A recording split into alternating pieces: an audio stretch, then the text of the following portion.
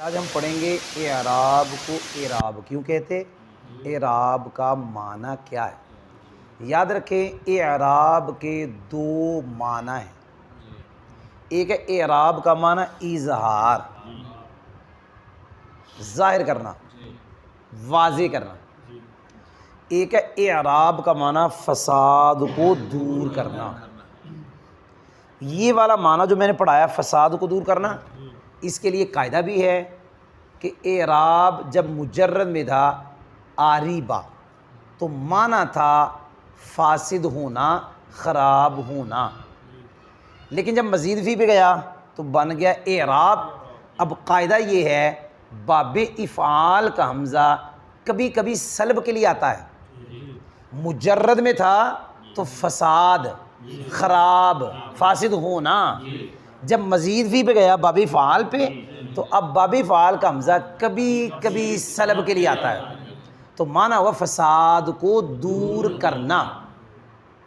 اب میں پڑھانے لگا ہوں، یہ ہے ضمہ فتح کسرہ واو الف یا، یہ بھی اعراب ہے، یہ بھی اعراب ہے، یہ اعراب بالحرکت ہے، یہ اعراب بالحرف ہے۔ اعراب کو اعراب کیوں کہتے ہیں؟ یہ میں نے تین لفظ لکھے، فاعل ہونا، مفعول ہونا، مضاف الیہ ہونا۔ ان کو کہتے ہیں معانی۔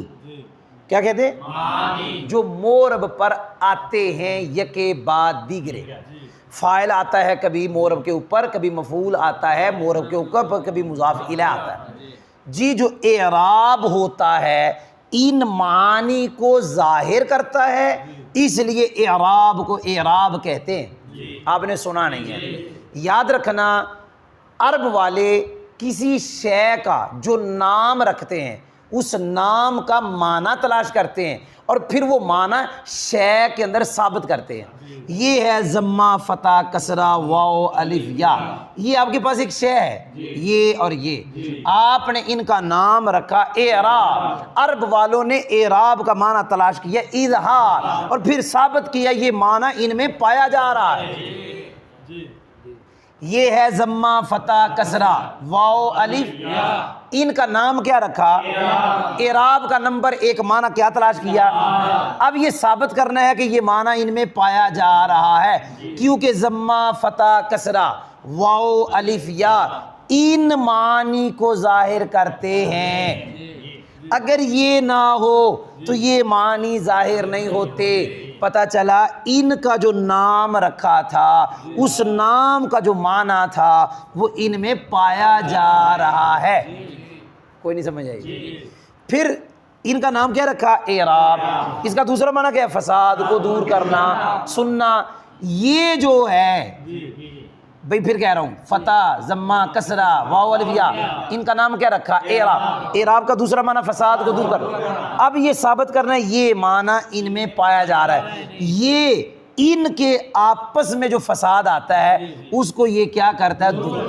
اگر یہ نہ ہو تو آپس میں کیا آ جائے؟ فساد، التباس کا فساد آ جائے، آپس میں مل جائیں، ملتبس ہو جائیں، تو یہ آ کر یہ جو التباس کا فساد ہے اس کو کیا کرتا ہے؟